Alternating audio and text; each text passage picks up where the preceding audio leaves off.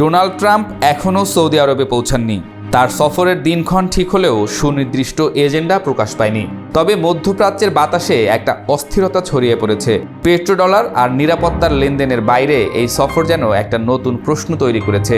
এই সফরের পর আরব দুনিয়ায় কি পুরনো জোটগুলো থাকবে নাকি নতুন মেরুকরণ শুরু হবে? ট্রাম্পের সফরের সম্ভাব্য এজেন্ডা ইতোমধ্যেই পরিষ্কার।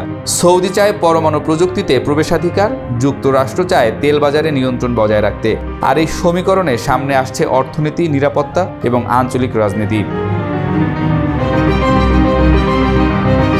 সৌদি আরব এখন নিজের কৌশলগত অবস্থানকে একটি নতুন উচ্চতায় নিয়ে যেতে চায়।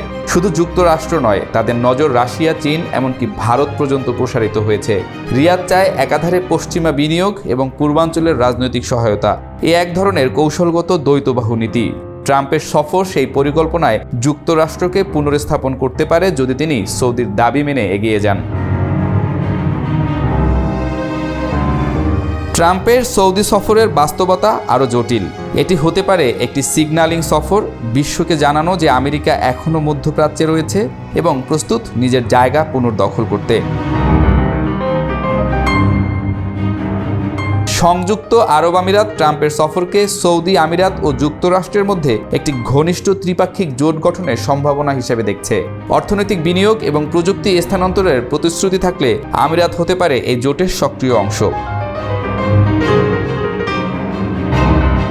বাহরাইন ও মিশর এটিকে একটি পুনরুজ্জীবিত সুন্নি ফ্রন্ট হিসেবে দেখছে। ইরান হুমকি মোকাবিলায় ট্রাম্পের দৃঢ় অবস্থান এ দেশগুলোকে আশ্বস্ত করছে।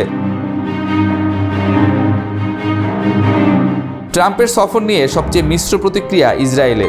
গাজা যুদ্ধের পটভূমিতে সৌদি ইসরায়েল সম্পর্ক স্থগিত, কিন্তু ট্রাম্প প্রশাসনের অতীত সম্পর্ক ইসরায়েলকে কিছুটা স্বস্তি দেয়। তারা চাইছে ট্রাম্প সৌদিকে আরও স্পষ্টভাবে ইরান বিরোধী অবস্থানে নিয়ে আসুক। তেহরান গভীরভাবে উদ্বিগ্ন। ট্রাম্পের সফর তাদের জন্য হতে পারে একটি কূটনৈতিক সতর্কবার্তা। তারা মনে করে সৌদি যদি পরমাণু প্রযুক্তিতে প্রবেশ করে তবে পারমাণবিক ভারসাম্য ধ্বংস হবে। ইরান ইতোমধ্যে হুঁশিয়ারি দিয়েছে মধ্যপ্রাচ্যকে অস্ত্রাগার বানালে তার দায় বহন করবে সবাই। তুরস্কের প্রতিক্রিয়া কৌশলগত। তারা সৌদি যুক্তরাষ্ট্র ঘনিষ্ঠতাকে সন্দেহের চোখে দেখলেও পুরোপুরি বিরোধিতা করছে না, কারণ কাতারের সঙ্গে তাদের ঘনিষ্ঠতা এবং গাজা ইস্যুতে নেওয়া অবস্থান এই নতুন অক্ষে বিশৃঙ্খলা আনতে পারে। কাতার দ্বিধায় রয়েছে। একদিকে সৌদি নেতৃত্বাধীন মেরুকরণের অংশ, অন্যদিকে আল জাজিরার মাধ্যমে তারা গাজা যুদ্ধের পক্ষ নেওয়ার কারণে সৌদির চেয়ে কিছুটা দূরে। ট্রাম্পের সফরের ফলাফল কাতারের অবস্থান নির্ধারণে বড় ভূমিকা রাখবে। এই সফর যদি সফল হয় তবে চীন ও রাশিয়ার জন্য তা হবে একটি স্ট্র্যাটেজিক চ্যালেঞ্জ। সৌদি এখন বেল্ট অ্যান্ড রোডে থাকলেও যুক্তরাষ্ট্রে পুনরাবর্তন হলে চীনের বিনিয়োগের রাজনৈতিক প্রভাব কমে যেতে পারে। রাশিয়ার দিক থেকে সৌদির তেলের নীতিতে আমেরিকান হস্তক্ষেপ তাদের স্বার্থকে আঘাত করতে পারে। ট্রাম্প এখনও সৌদিতে যাননি, কিন্তু তার পা পড়ার আগেই মধ্যপ্রাচ্যের রাজনীতি গরম হয়ে উঠেছে। একদিকে সম্ভাব্য মিত্রতা, অন্যদিকে গোপন সন্দেহ, এই দুয়ের মধ্যে দুলছে গোটা অঞ্চল।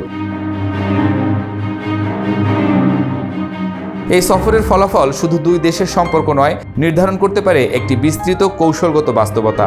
সৌদি কি আমেরিকার গুটি হবে নাকি নিজের খেলা নিজে খেলবে? মধ্যপ্রাচ্য এখন এক ধরনের পজিশনিং এর ভিতর দিয়ে যাচ্ছে।